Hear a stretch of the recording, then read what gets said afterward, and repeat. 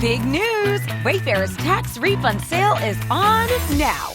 Right now through March 2nd, you can score up to 70% off furniture, decor, appliances, rugs, and more. With fast and easy shipping straight to your door. Plus, amazing flash deals. Shop Wayfair's tax refund sale now to make the most of your refund with huge savings through March 2nd at wayfair.com. Wayfair, every style, every home. I think with white womanhood, and that's something that I've done a lot of thinking about too, as a white trans man, you are given this concept of like purity, innocence, virginal, whatever. Like, you know, everyone should be able to defend you. And so if you don't unpack that, distance yourself from that, like do the work that you need to be doing, I can't imagine anything more frightening than like a white woman mentality in a white man's body. Because that is like the manipulation. That's a bar. Bar.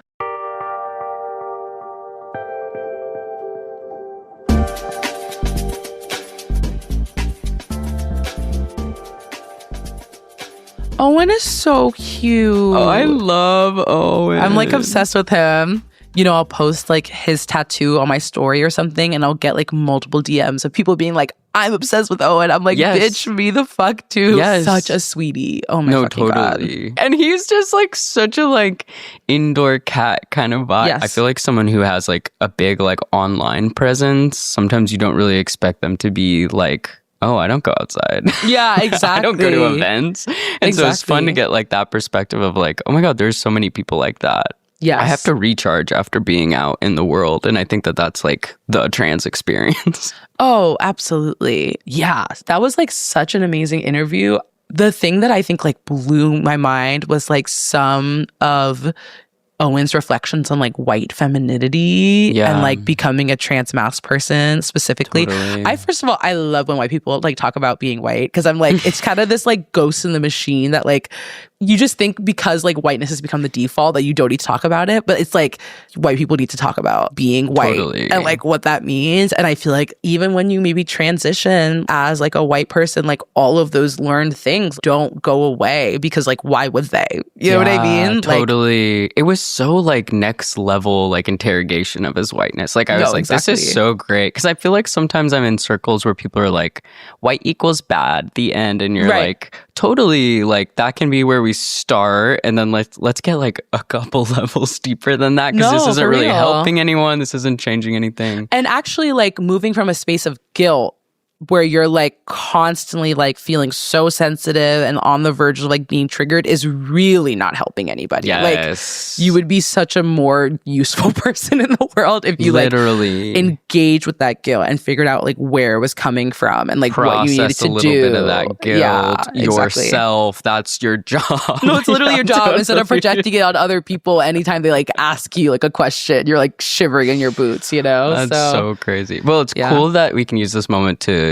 announce that we're doing another Gender Spiral book club with the book White Fragility. So if you guys want to sign up. Shut up. That's so funny. Could you imagine?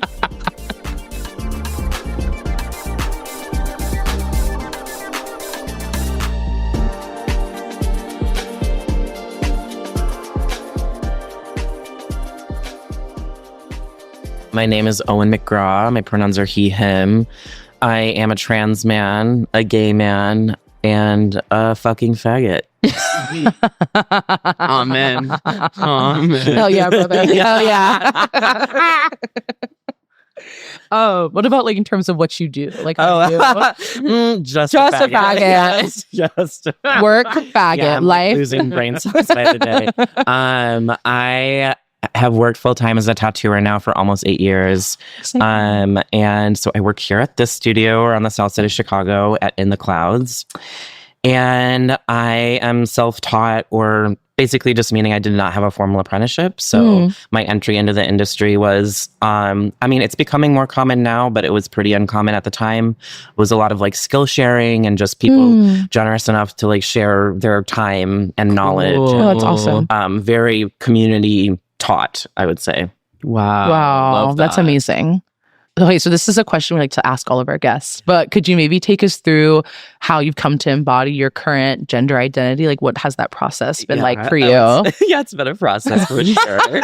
Because, I mean, even in tattooing, which is like, I feel like my even just queer identity is so related to when I started tattooing, because I actually didn't come out as like even gay until like 8 years ago when I started tattooing. I know, so crazy. So if you can imagine, actually, I loved the interview that y'all did with Pascal, like, because I so relate to her. I was like, I was a girl, like I was a girl, and then like, and then I wasn't. Yeah. And like, so, I mean, I was like a cheerleader, you know, and like competitive state champion. Wow. Yeah, that's my high school claim to fame. But I mean, like I was, you know, so you're like a military sergeant, like you were trained like you were in the military is what you're saying, basically. A woman.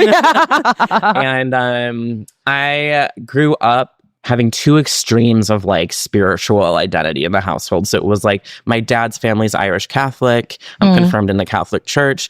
And then my mom grew up in rural Iowa in a really Christian family. And I think her coping mechanism for the trauma she experienced as a kid was like, I'm so spiritual. I'm this just like, you know, like whatever happens, happens. And I have my own thoughts on that. Like, for me, I would say like her interpretation of spirituality, well-meaning as it may have been, was like just as harmful for me as like the Catholic Church. It was because it was like the least accountable, least aware version of spirituality. It was just this sort of like way to bypass anything. And so I had like so much fear around the concept of being gay when I was growing up. And I was like, well, like, I think technically my parents would be okay with it. Like if I came out as gay. Doing like, that math. Yeah. I'm like, like what's holding me back? And I'm like, it can't be the indoctrination of the Catholic Church. We're like, surely not. Yeah. And then I also just kind of resented anything that wasn't that because of the way my mom acted growing up. But I have OCD, and so, oh my word, growing up, it was just like intrusive thoughts galore. Religion and OCD is a tough pairing. Because I think about how kind of prayer is a little bit compulsive. It is very, very. You literally can have some beads that you're touching while you pray. My mom does a rosary like every fucking day, like, and with all the beads, and I'm like, that's a compulsion, babe. Like, that's a stim toy, baby. Exactly. Replace that with like the little rainbow slug that ASMR use. You're like, honey. So that must have been tough. Yeah. So what's so funny is like, as like a young girl, I'm in church being like, okay, God can hear my thoughts. That's horrifying. Yeah. And I'm like trying to like, air quotes, think straight thoughts. And the straight thoughts at the time were like, if you can imagine the like gayest looking like lumberjack bear man, like I was just like, yes, okay, God, see, I'm putting in the work. Like I want this work. Man. Like, hear it now. Right. I want this man. And I would just try and be like, don't think anything gay. Don't think anything gay. Wow. And then, you know, like the full fast forward is that like, I'm a faggot. So yeah, but I was like, gay. So now are you into that lumberjack? Exactly. Were you like heartbreakingly so? Wait, what? Yeah. So eventually all circles around. So the prayer was answered though. I guess this is what it sounds like. God. It just looks like the journey was different, but Catholicism is so gay. So just makes, if I'm surrounded by homoerotic statues, like, oh my God. It's not my fault. Yeah. Then eventually I was like, I mean, I had boyfriends and stuff like that. And again, it was like Miss Girly Girliana. Like I described myself then as like cunty Miss Frizzle because like I could turn a look, but like it was just kind of crazy, you know? And like when I came out as gay, the gender part had not clicked for me. So this was probably like 8 years ago, 7 or 8 years ago. And I was like living with my boyfriend at the time. And I was like, I'm gay. Like, so I guess I'm a lesbian. Like, because in my heart, I just knew, and for me, gender and sexuality, though they are separate, they're like very layered together tightly for me as far as like how I understand myself. So I always have felt that I am like homosexual and love the bisexuals out there. Love you. I'm not bisexual. And I just have always felt like, no, it is like same type sort of energy. So I know what you mean. I actually kind of get that. But I think in a way where it's like, I'm a little more fluid, but it's like if I'm with a boy, I'm a boy. No, exactly. And if I'm with a girl, I'm a girl. Like it's like this is gay either way. This is either way. Yeah, exactly. that makes sense to me. Yeah. Because it hadn't clicked for me. I like the gender part at all. Like I wasn't even in my mind like maybe I'm non-binary. I was I guess I'm a gay woman. Yeah, right? totally. But I was like, but I love this person. I'm attracted to him. I like feel, I was so confused. And again, that's when I'm like, this poor person. I was so lost in the sauce of like my own understanding of my totally. So we broke up because it was like, what do you do from there? And then I had a brief stint in lesbianism. We love. And yeah, I mean, like the grass is greener. So like, I had it good for a little while, and then was like, that's not my truth. But wow. Yeah, so 5 years ago, like I'm of the pandemic egg crack. Like pandemic egg crack. So in 2020, I was like, I think I'm either losing my mind or there's something transgender afoot. But I was in this relationship at the time that like when we met, we both identified as, well, even if there was some gender fluidity, like gay women, dating each other. And this is my own responsibility of like people pleasing and stuff like that. No one's asking me to do this, but I felt very like, well, I can't be too trans. Like I can't be too this. Kind of reining it in then I'm little. gonna like lose out on like my community of like lesbians, like I'm gonna lose out on this like. And I think as someone that grew up so fighting the concept of being a lesbian, when I did have, like I said, this brief stint in lesbianism, I felt very attached to it. I was like, totally. this is my thing. Hard one. And so I was like, I came out as non-binary. And then a year after that, I started T. And I went into the doctor and was like, okay, I'm going to microdose, like what's low dose T? And they were like, well, we can start you with this or we can start you with this. And I was like, oh, the higher one. Like, like obviously. You're like, I want a small dose. They're like, well, you could also do a big dose. Yeah, they're like, I can't. I'm like telling my friends I'm like microdosing, and I'm like, how high can I go? You're microdosing next day full. No, literally. Like, so I was the same way when I finally took T. I was like, oh, only injectable because it works faster, highest dose. Yeah. Wow. When you make that decision, I was just like, no, I'm 100 miles per hour. Wait, so was that experience for you guys? Was it like you tried it and you were like, oh, turn this shit up? Or you were just like, I want to go in as full? Max dose. And you liked how that felt? Like, how did that feel? I went immediately to a silent meditation retreat. That's what I should have done. But like, that tells me nothing. Like, did you enjoy that? I am on a much higher dose of tea right now than when I started. And how does that feel? It feels good. Okay.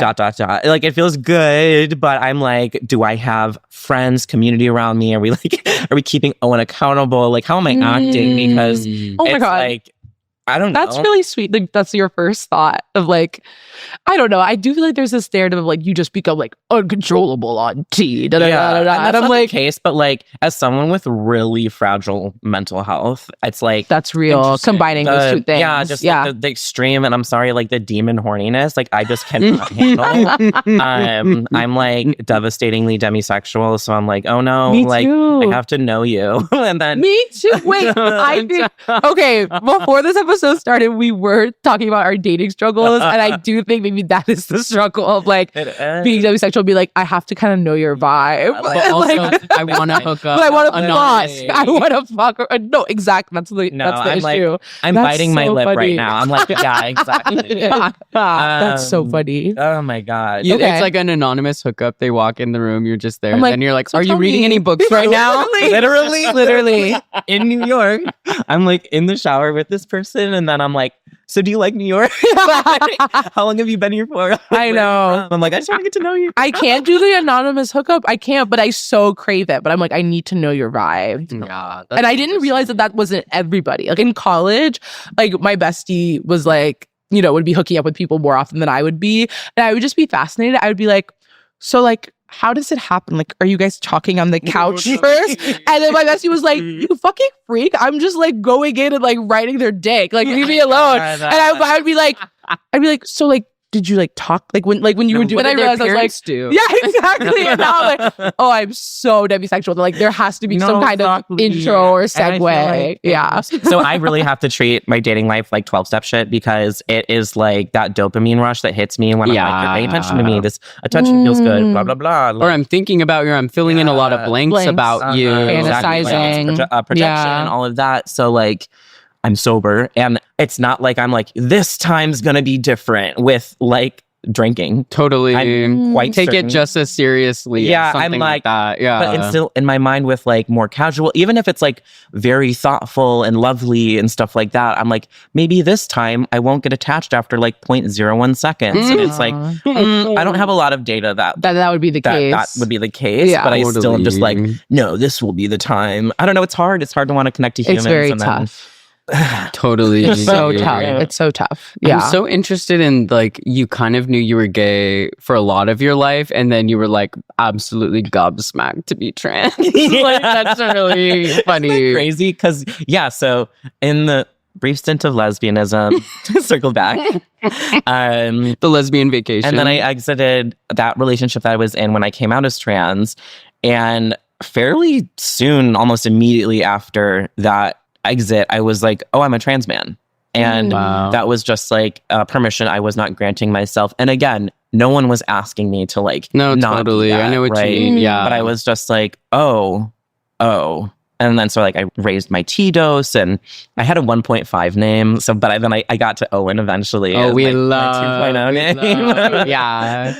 You just want to float something Yeah. for a little Yeah. bit. See how it You have to feels. try I not. honestly feel more dysphoric and like dead namey about like my like 1.5 With my name than like Yeah. before. I'm like my like government name, fine. Like you guys can know Whatever. that, but like my 1.5 so name, no. funny. To the grave. Yeah, exactly.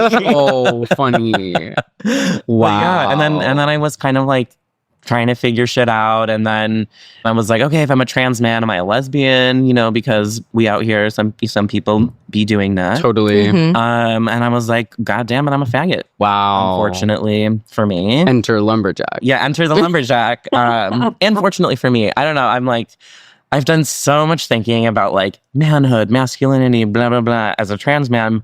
And then also, I just think I really have to tie everything into where I hope to bring like my political beliefs. So I do so much thinking about like masculinity through the lens of bell hooks, the will to change, and like even my hatred of men. It's like, okay, but men are not excluded from like our movements, and they can't be, because then No, we have to organize. yeah, with them. exactly. Yeah. So With which our is brothers, with our complex fathers, and yeah. so hard and very With our lovers. With our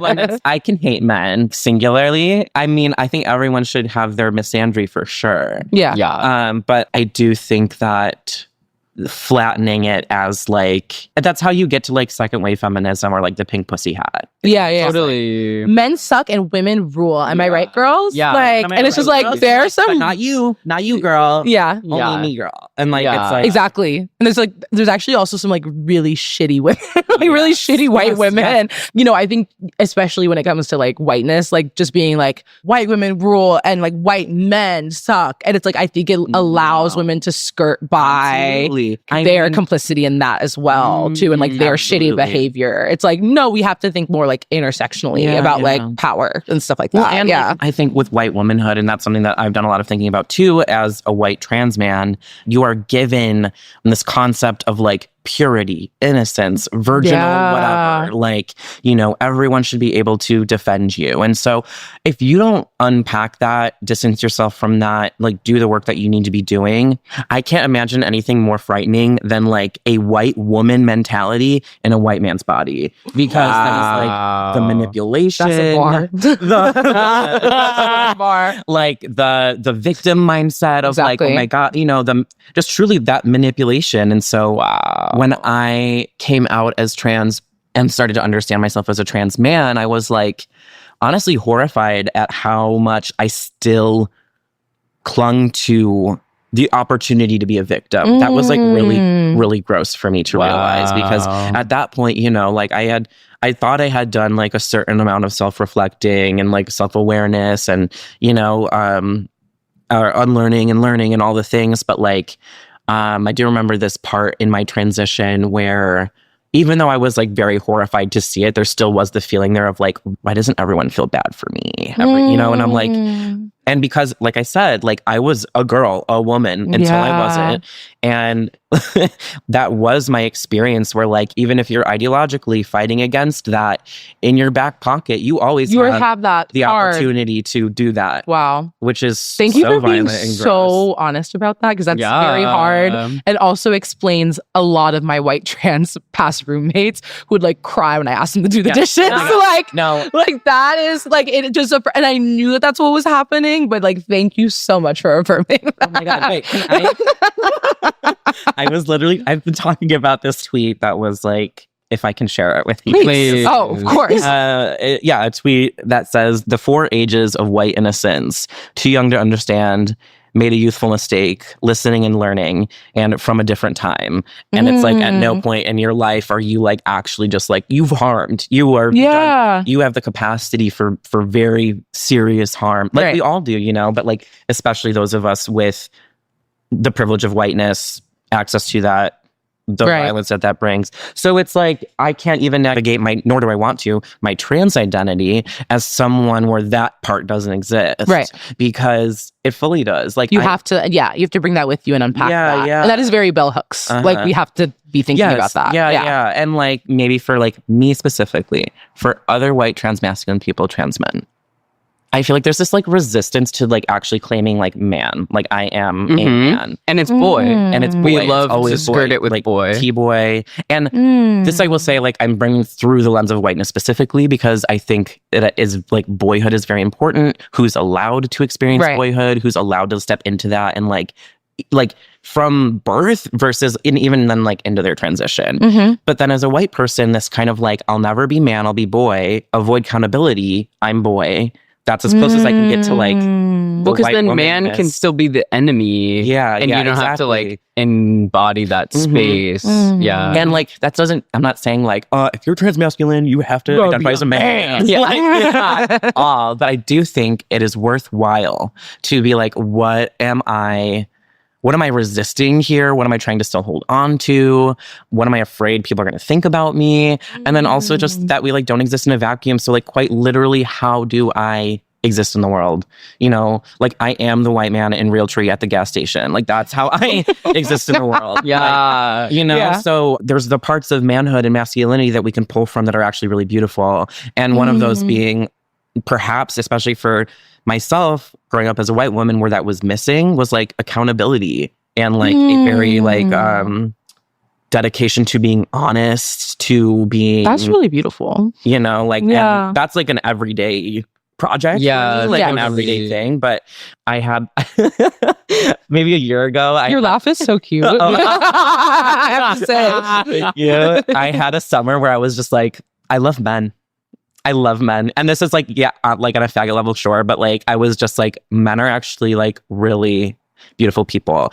And that was very hard for me to get to because like many people, I have a lot of trauma with men and I have a lot of like, whether that's family, whether that's like past abusive relationships, you know, like I think that like going through a testosterone-based puberty with a fully developed frontal lobe is like so horrifying. And it gives you all of this like really gross empathy for cis men where you're like, yeah, dude, I don't know if I was 12 and this was happening and I didn't know what to do with all of that fucking like energy shit. Like there's something to like when you're a teen and then you're going through puberty. So it's like not developed frontal lobe, but also all of like society being like, this is what we think about masculinity. These are like the rule. Like, I don't know. Yeah, there's just so much going wrong with that. I don't think there are very few models of how to be like a good man in this day and age. There's a lot of models of what not to be, like, but I think this is really interesting too. And I love this like moment that you had where you're like, I really love men, because I think that's really missing. And I'm like, it's real, especially now I'm like having a air quotes son.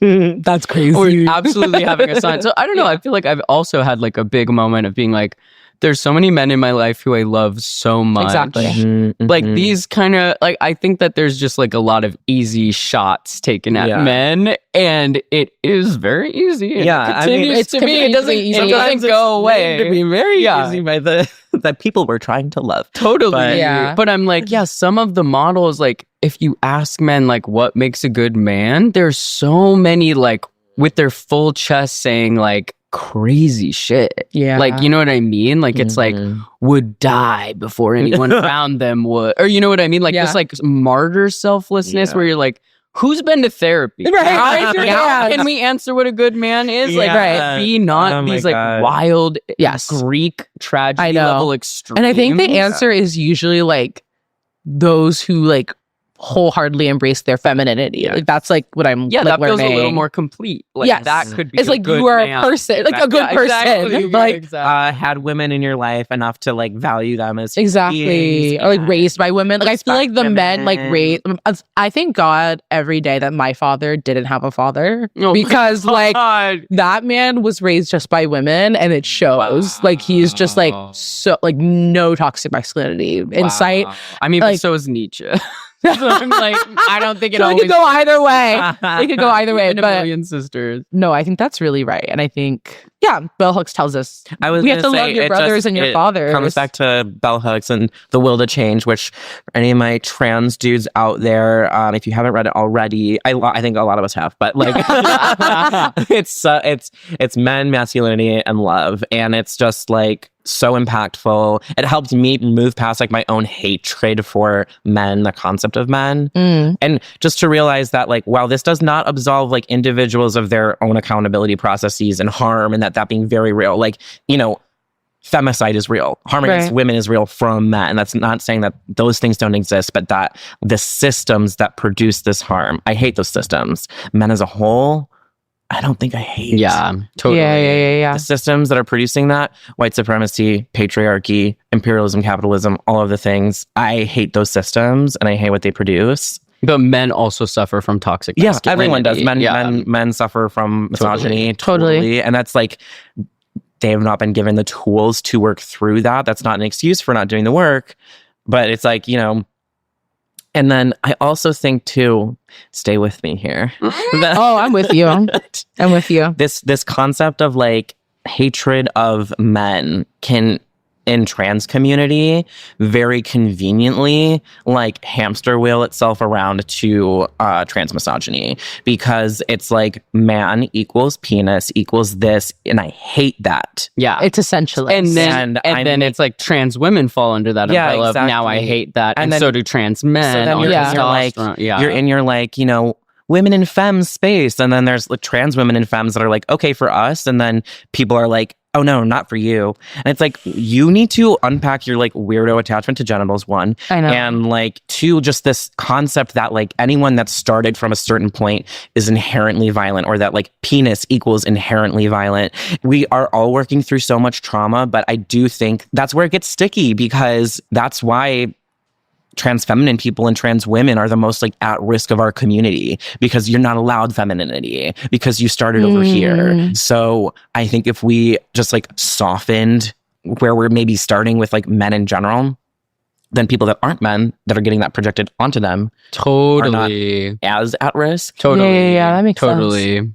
You're in like a lot of hyper masculine spaces, though. I feel like do you still do a lot of bodybuilding, if I remember correctly? So I do powerlifting and strongman. Oh my God.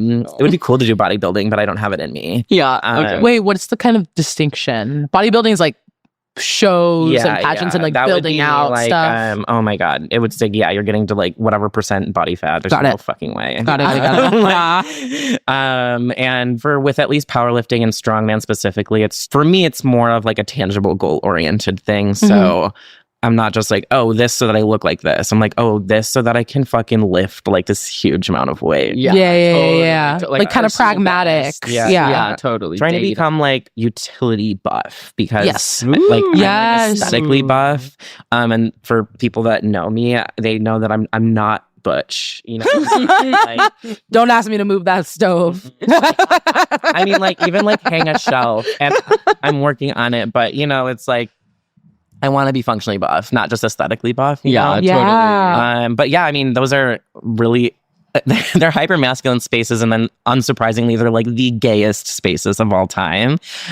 Because I think in powerlifting specifically, like there are queer environments for sure and gay environments, but like if you're going to just like any powerlifting gym, it's likely going to be a like straight environment with a lot of straight men, and I'm like, y'all are in love. You know, I think it's really cute. It's really cute. And I'm sitting there, and then I'm maybe a little early on this. I'm like, kiss. Yeah, exactly. Do it. Kiss on the lips. You know? But still, and then I was thinking, like, okay, if you're growing up as a boy into being a cis man, at a certain age, it's like you're no longer allowed to touch your friends or have physical contact or any type of intimacy.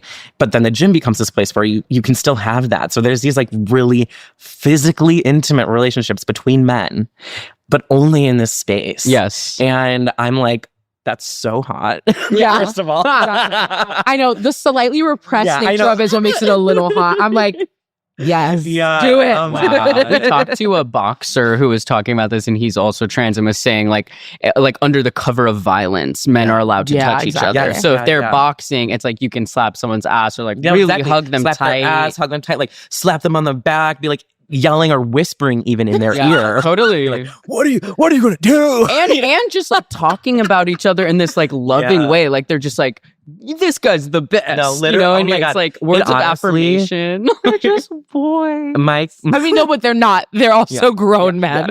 But we all have an inner child that is clearly like getting something from. I mean, it's and then as someone where it's like, I would say until my transition, most of my even just like friendships were pretty like, there was physical touch involved just in like embraces and stuff like that. And so my coach that I work with, the first powerlifting meet that I did, he was like, all right, like what kind of energy do you want? Like while we're going on the platform, you know, what do you want? And he like slaps my back and it was like, you know, like rah. And I was like, like I was like, actually, you can't do that because I'm like really fucking gay and like no, that's not the place. Not the time or place. Oh my God. Like, but like this like big buff man like slapping. Totally. Me, like, what kind of energy do you want? Do you want your hands tied up?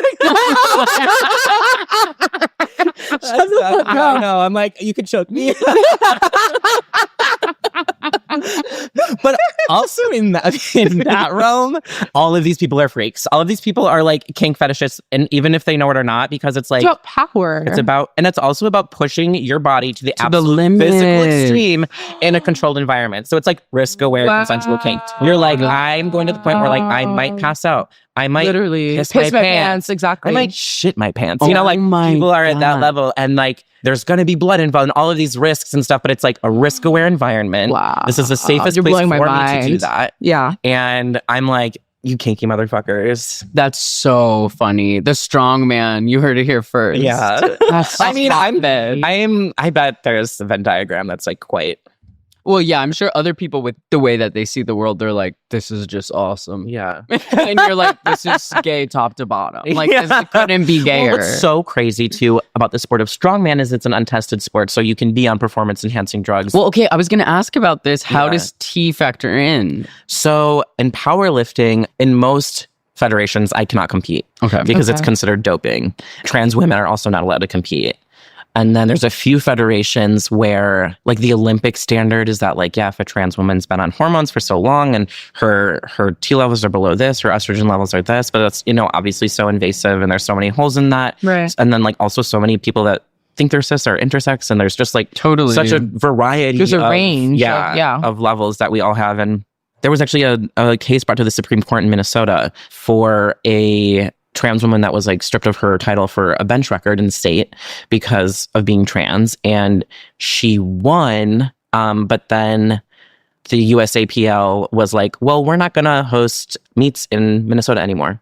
Wow. So it's a very transphobic environment. I know these bitches like people are just mad they fucking lost. Like they do all of this after they fucking like, bitch, you lost. It's like you invent the problem and then you see it through. So of course they're like, well, you know, if we allow trans women to compete, then like, you know, there's going to be dudes that come in just to smash the record. And it's like, no, it's like the bathroom shit, you know, where it's like, no, dude, like this person's just like trying to have a good time. They're like lifting stuff that makes them feel good and strong. Like it's also not that deep. Also, none of us are out here trying to set world records. We're nowhere near it. But also, there has to be room for trans people in sports to be excellent. Exactly. So it can't just be this like make myself smaller, make myself like I promise to not set any records or win any competition. You know, like because what happens then when someone does because they're very talented and they've done the work and like they're like a mutant like Michael Phelps. Exactly. When Michael Phelps has biological like, on a differences, gender way, they're just it's like they were gifted with this thing that makes them very good at their sport. Totally. And so have you guys seen that clip of Ben Shapiro talking about the doc he was trying to make?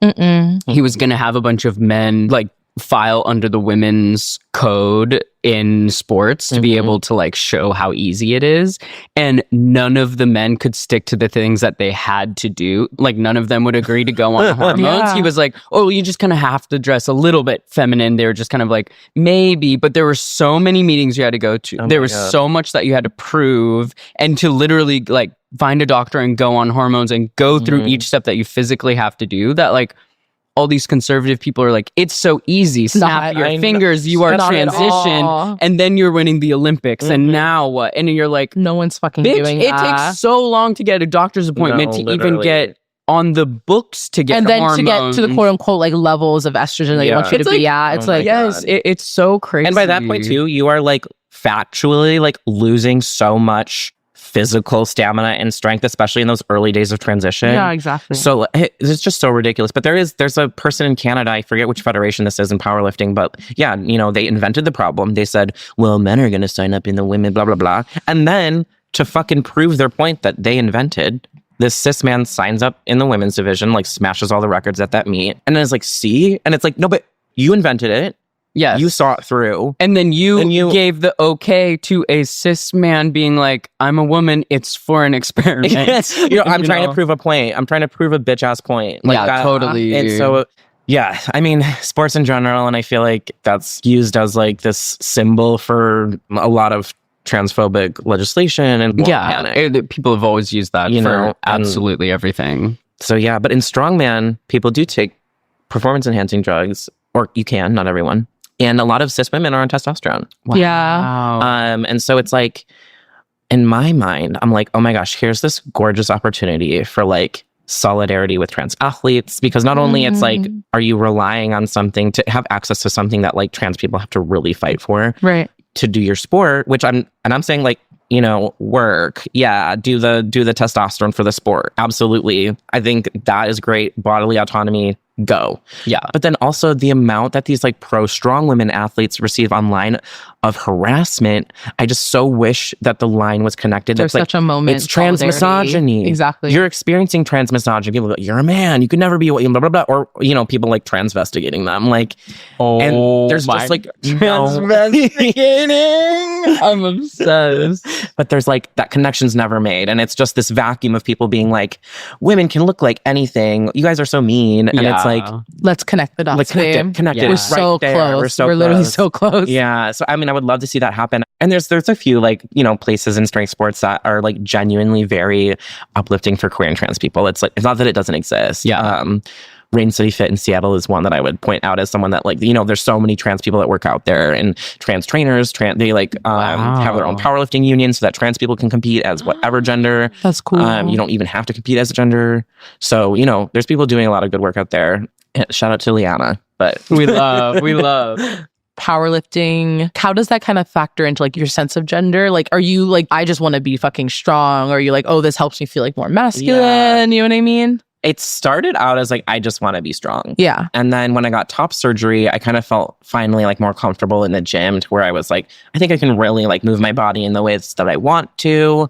But honestly, growing up doing competitive cheerleading. You were in the military once again. Yeah. That was such a big part of my life. Yeah. And so I was just like always in my adulthood being like, I wish I had this outlet, you know, of something that like pushed me to that extreme, and like where I could like train as an athlete. Mm-hmm. The cheerleading to strongman pipeline. I know. No, I'm like, I need to know, are we out there? And I also believe I'm sure there is definitely like a cheerleader to trans man pipeline. I'm factual. Sure. I've talked to people about that. Totally. But now it's like, it's so interesting because, you know, I come out as trans and I'm like, oh, I'm shedding all of these toxic beliefs that I had about my body as a woman. Now it's like, cystic acne on my back. Okay. Like, I'm like, guess that's just part of it. Like I could not care less outside of like, it's uncomfortable. There's so much about my body that would have horrified me 10 years ago that I'm like, I don't even think about now. But what's also cursed is that now as a gay man, there's like this pressure of like, are you this or are you that?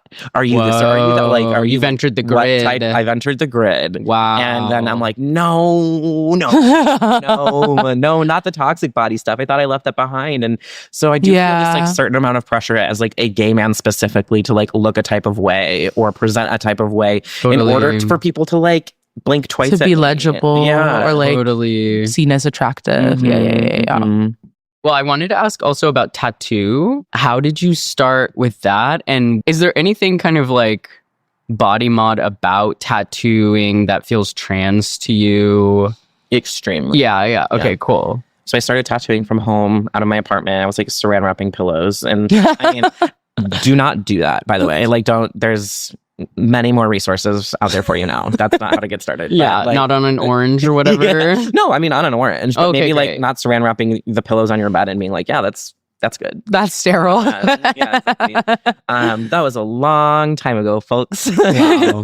But I was like serving and food running in restaurants. And then one of the restaurants that I was working at, after I'd been doing some stick and poke tattoos for my apartment for a while, but one of the regulars at this restaurant was like an owner of a really well-respected shop here in Chicago. It's since closed, but at the time, it was like a lot of artists came through to guest there. And I, out of sheer delusion, like sent an email and was like, I was just like, hey, I deliver your bacon. Like, I also tattoo out of my bedroom. Can I work for you? And for some fucking reason, they were like, we're not hiring, but you can come guest with us. And so they like allowed me to have like a little mini guest spot. Aww, and I like brought my tattoo supplies in like a fucking grocery bag. Like I'm so horrified thinking back on it because this was like the big shots. Like totally. But that vote of confidence in me, like that really opened the door to like meeting other tattooers. And then quite honestly, because I was there, it was like people were willing to give me the time of day or take me seriously because it was like, oh, you worked here. Oh, you have like a guest spot here. And it was like, I could make connections from there. And then I used to run a cooperative studio with a few artists here in Chicago for 3 years. Then I moved to LA, was there for 3 years. Yeah. Tattooed Alley. Yeah. Full chest piece. Oh, hell yeah. And then, now I've been back here in Chicago for a year. Thank goodness, because LA's not for me. I was going to ask. I'm curious about that. When you say LA's not for you, I mean... I'm such a self-isolator.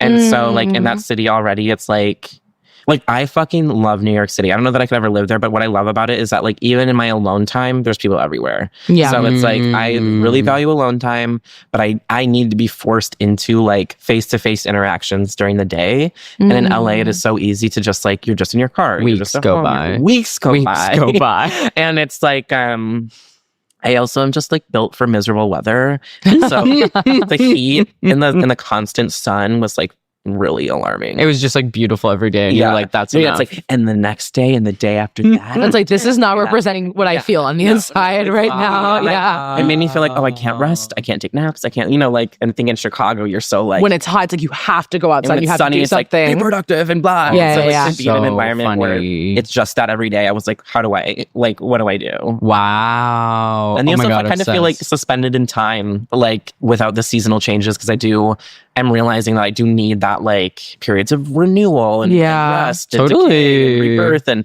in LA, I felt like I was kind of in a sensory deprivation tank. Oh wow. I'm sad. I get that. I had a bad time in LA. No, totally. But that's again a personal problem. It was just like the mental health, the financial shit. Yes. Well, that's some of the thing is I'm like, there's some of these like queer haven cities that are so expensive. Like we're literally coming from New York and LA. And I'm like, there's so many other cities. Babe, specifically I'm like coming Midwest. from New Haven, Connecticut. Don't get it twisted. The queer haven of New Haven. Exactly.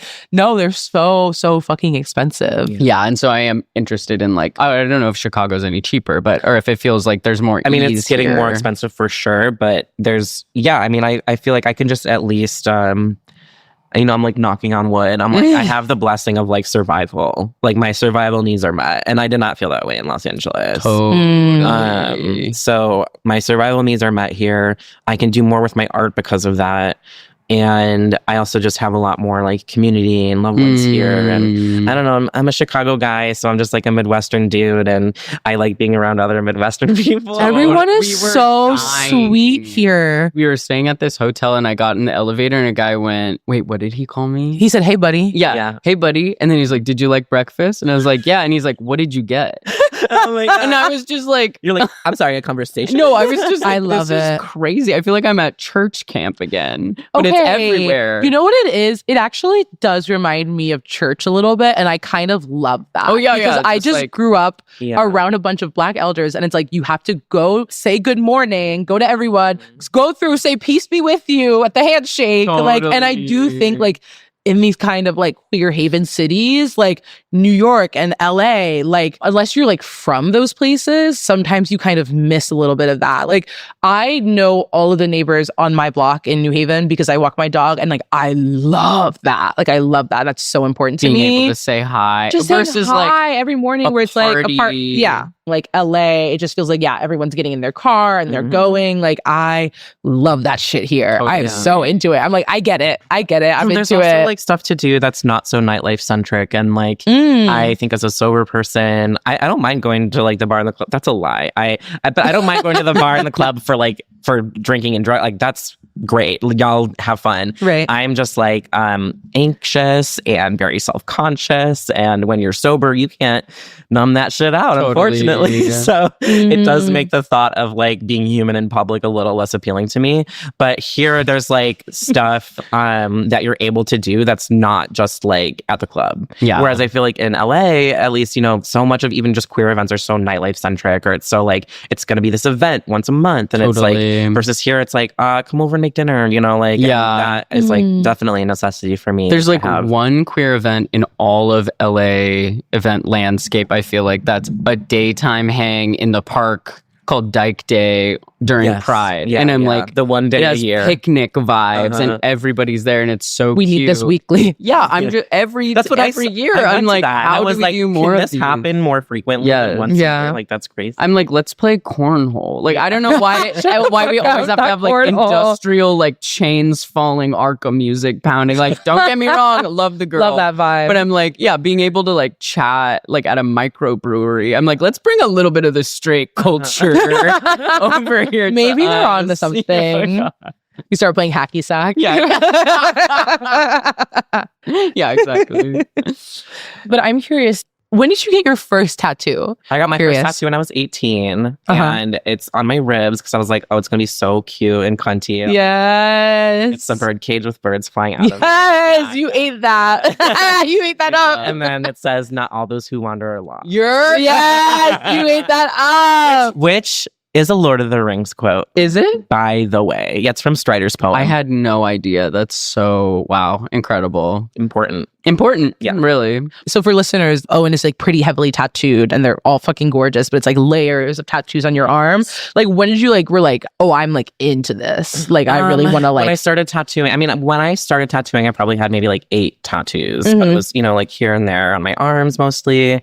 And I loved tattoos. Like growing up, I definitely dreamed about being a tattooer, but I wasn't the type of kid that like hung out in tattoo shops. So I was kind of like, oh, I don't know the path for me into this industry. There's a type of kid who hangs out in right. I'm like, there are. No, but there are. Oh my god. Yeah, you would know now. Oh my god. Anyways. Okay, sorry. I'm trying to picture this kid. I'm like, okay, hard as nails. Okay, I wasn't even like the teen. That totally. Yeah. Yeah.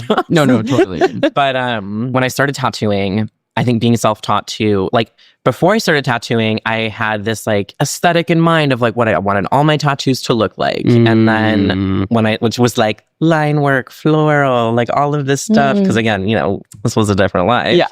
And then when I started tattooing, I kind of just like let all of that go. And it was like, if you're willing to talk to me, if I can ask you questions while you tattoo me, then I'll get tattooed by you. Whoa. And so it was like, whatever your style is, obviously, as long as like to my knowledge, you're not a terrible person. And, this, I don't completely hate what's being tattooed. But it was, other than that, it was like, I am completely releasing myself from like aesthetic preference. And I just want to learn. To have some variation. Yeah, and to learn. Wow, cool. Oh, like learning by people tattooing on you, kind of like seeing what they're... Yeah. Oh, I get it. So okay. To, like sitting there getting... Because also like without having a formal apprenticeship, pretty much the only like active audience you can get with a tattooer is paying them to get tattooed. Got so it. Like, wow. So you can see what they're doing. Yeah, and things like that. Okay. And then there's some people where if you ask them about tattooing, it'd be like, get out, So you'd be like, okay, is this person okay with me asking questions? And or it's like, will they be okay if I tell them I tattoo from home, or will that be the like, get out? Oh my God, like, totally. And so then I also, I've tattooed myself so many times. My left arm, I'm right-handed, so I've tattooed my left arm all over the place. My left leg is like my trash leg. It's like my practice leg. So funny. So I've kind of like relinquished my body to the tattoo gods as like a learning vessel, which I'm very at peace with. Yes. But aesthetically, I'm kind of like, meh. Like it's it wasn't the original fantasy, but I still think it works. Yeah, totally. I think there is kind of, you do have to at some point, I feel like, let go with tattoos a little bit. Totally. And for me, it's been the sense of like blowout and like some of my tattoos just changing. And I've had to kind of relinquish some of that control where I'm like, I want it to look exactly like this. It's like some tattoos don't turn out like I have a couple shitty tattoos that I got when I was like 20 and they have not turned out the way that I would have liked them to. And like, I still like, I still curate my tattoos pretty heavily, but I do like the idea of like, I don't know, just like letting go a little bit. Part of it is like letting go. I think a lot of people don't have tattoos because they're like, that's on your body forever. It's and like, you're like, and you're here for like the blink of an eye. Right. Like not to get it just doesn't matter. It's like you'll have liver spots. Yeah. Totally. Exactly. But also to what you're saying, it's like there's such a fine line, I think, as someone in the industry where it's like, yes, tattoos age, they're always going like, quite literally, because of the application process that tattooer is doing, it is outside of your control. Yeah, exactly. What the end result looks like. That's a lot of trust to put into someone. But then as a tattooer, it is my responsibility to create a piece that will age as well as it possibly can. What's really frustrating is that there's so much harm perpetuated in tattooing, as far as like onto clients, like their physical bodies. That's like, and I think it's quite related to medical racism and anti-Blackness. There's all this misinformation in the industry. And then even to like, it's just if you were to tattoo every person the same exact way every single time, regardless of who's coming in, half those tattoos will fall out and half those tattoos will scar. Like every person is so just different. Their body's different. That you have to like get to know the skin for the first like 15 minutes, and then you're like, okay, here's what we're working with, here's how I'll like keep going. Wow, cool. I know other folks who like only also get tattooed by like only like other Black folks and like just like things like that, and I'm like, oh, I totally get it, because like you're just putting so much trust in this person. And so I'm still trying to figure out like my thing. I think now it's like people who I like would be friends with. Yeah. I think is maybe the vibe where I'm like, am I comfortable speaking up? Am I comfortable coming back and doing touch-ups? Am I comfortable doing all those things? So I think that's my new guiding principle. I'm trying to do friends, like people I would be friends with or like become friends with through tattooing. Totally. Yeah. It's like artists that redistribute some of that power, as much as possible back to you, because there's a power imbalance when you walk in the door. Yeah. So it's my responsibility as an artist to redistribute that power back to you and say like, hey, we can move this even a centimeter, or we can like tilt this, we can re-stencil this. You can do anything, right? As many times as you'd like. Yeah. Totally. And like continue to check in or like follow, like, and this is very much informed by the work of my friend Tamara Santabanez. They work out in New York City. They wrote this book called Could This Be Magic? The Radical Potential of Tattooing. And it's just like kind of tattooing as liberation work, but also like what are our responsibilities as artists if that's the case, and how we're approaching the practice. Wow. And that's like, if I'm offering you water, I get you the water, I follow through on it, so that like you then have been shown that like I've listened to you and I did the thing that I said I was going to do, so that when I'm asking you like, hey, do you want to make any adjustments to this, it's like we have to build that trust with our clients. And unfortunately, that's not an industry standard behavior. I know, it's really not. You're a twin. Yes. What's it like being a twin? Oh my God, I can't believe that I have not talked about her until right now. Sorry, Eoin. It's amazing being a twin. So we're identical twins, which means like one cell split into two. So that's why I am the way I am. I've never been alone in my whole life. Yeah. So. Wow. Yeah. but we're super close. I mean, we were at each other's throats in high school for sure because we like shared clothes, had the same friends, and it was just like, get your own life, you know? Wow. But we also had like really shitty friends in junior high and high school that would like pit us against each other and be like, I'm only inviting you. That's evil. Oh my Or like, you're my favorite twin right now. And then instead of Aileen and I being like, y'all are fucking tools, we would be like, Andrea said I'm her favorite twin right now. You know, like we would like we just like twist the knife basically. And so there was struggles in like high school era, but we're 32 right now, and so we're like closer than we ever have been. And it is wild as a trans person to have an identical twin because there's this. And your twin is not trans, right? She's allegedly not trans. So she says. She's allegedly cisgender. Definitely on like a gender journey for herself. And love that for her. Yeah. You were the trans half of the self. Yeah. We joke that like we each hold like qualities of like what would make one like healthy, complete person. But like we have just the same affect. So like it really freaks people out. Wow. And like if she were here next to me and she were talking, you'd be like, oh my God, y'all are the same person. Which is so crazy because after transitioning, in my mind, when I see her and hear her, I'm like, that's me. That's what I look like. No, totally. That's what I look like. That's what I sound like. And then I'll like see a video of us where I'm speaking and she's speaking and I'm like, oh my God, wait. We look so different. We look so different and I also sound different, you know? But also kind of crazy to be able to see like what you would look like as you aged. Like, wait, that's insane. And like, love you, Aileen. You are your own person and you are not just like a vessel of what I could have looked like. Totally. But no, that's absolutely how I'm like, this is so crazy. And there's the frustrating part for me is like, I'm like, I was turning it as a girl and like so no, I was eating the girls up. Like that's so she's funny. So cute. Like she'll like put on a little outfit and I'll be like, I would look so good. Oh my God. Wait, I'm obsessed. We like never so fight funny. anymore. I'd like healed so much of our relationship because I think as twins especially, there was so much just like projected, you know, stuff on us where we had so much animosity of like, totally, you're too much like me or you're too, you know, I need to be different. And then honestly, even on a body level, like really toxic, just like, you know, ED shit where it was just hard because people are constantly comparing you to this other person. Totally. And then after coming out as trans and later into my transition, I'm like, there's just so much relief where I just get to be her brother. Yeah, very cute. That's beautiful. You became fraternal. Yeah, I know. So funny. What I love is like gagging someone that's like not ready for it. And they're like, oh, you're fraternal twins. And I'm like, no, we're identical. They're like, the Uber driver's like, That's amazing. Oh my God, that's so cool. On a gender level, the other thing that I've been thinking about lately is my relationship with my dad and caretaking. So I help with caretaking for my dad. He got COVID 3 years ago, has long COVID, dementia, it was like the switch of a flip. So it's been a very, very, very huge adjustment over the last 3 years. But I've also medically transitioned in that time period. So as I'm home now, because he's still in the Chicago area, it's like, you know, I was so worried that it would like freak him out that I was like, I have a beard now and I this, that, because prior to him getting sick, he was kind of emotional. He's a Scorpio. He was like really like, he'd like cry about it. And like, you know, he would like verbally be like, I support you. But then like, and I'd be like, but you're crying because I'm like getting rid of my tits. Like, I kind of hate that. That's totally. You should share that with someone else. Yeah. Right. Have those feelings. Yeah. I'm not the one to share them with. But now it's like, I don't mean to put like a silver lining on like immense suffering, but like, because there's just other shit we have to worry about. I'm just his son. Like, he's like, this is my son, Eoin.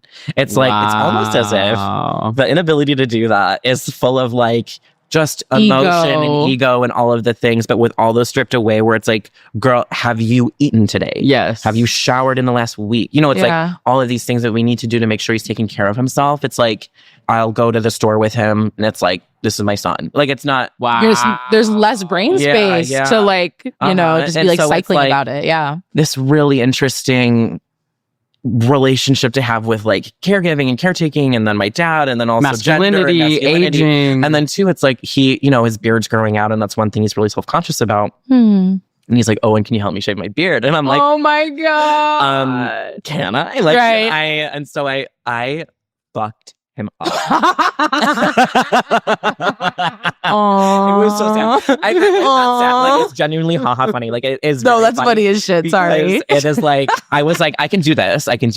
And his clippers are terrible. And I'm like, okay, well, here, I'm gonna put a guard on, and you know, yeah. And it's like, I was like, well, how do you shape like an old man's beard because his skin is saggy and like, you know, Yes. like what are you working with? Yeah. And it just like kept getting shorter, and then it was like, oh my God, just like no shape to it at all. And then he's like, Owen, what have you done? I'm like laughing, crying, you know, like all the things, like what's going on. But his beard has now since grown out again, and it's something that brings him a lot of shame. But I am like, this is so gender affirming for me to know that like it is in my bloodline. I can grow a beard like that. Totally. Totally. Oh my God, that's so funny. You're like on YouTube tutorials being like, how to shave a beard. I need to do that. Yeah, because I was like, I'm so sorry. You never taught me to do this. So. Right. Whose fault is this really? Yeah. Whose fault is this really? It is on you.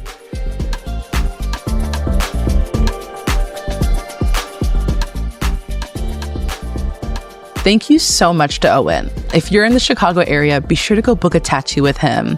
The info on how to do that is at his Instagram at Owen_McGraw. And Owen is spelled EOIN. We also have it linked for you in the show notes. Gender Spiral is an original podcast from Audiation. This episode was mixed by Matt Noble. Theme music is composed by Chanel Kirchlow, remixed by Daria Lord. Additional music by Command Jasmine, courtesy of Molten Heart, with art by Joey Hahn and graphics by Michael Tyrone Delaney.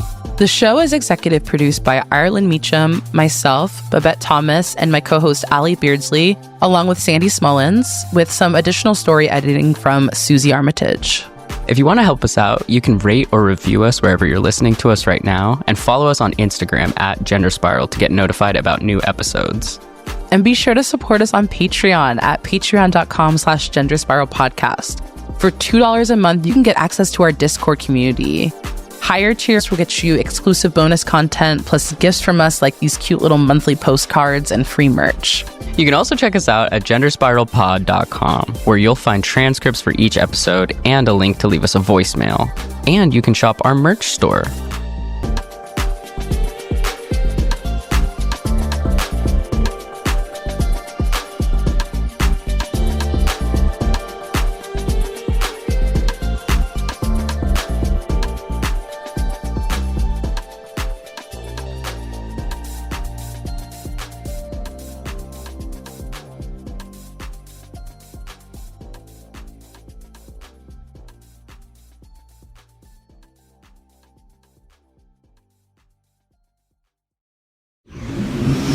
Audiation.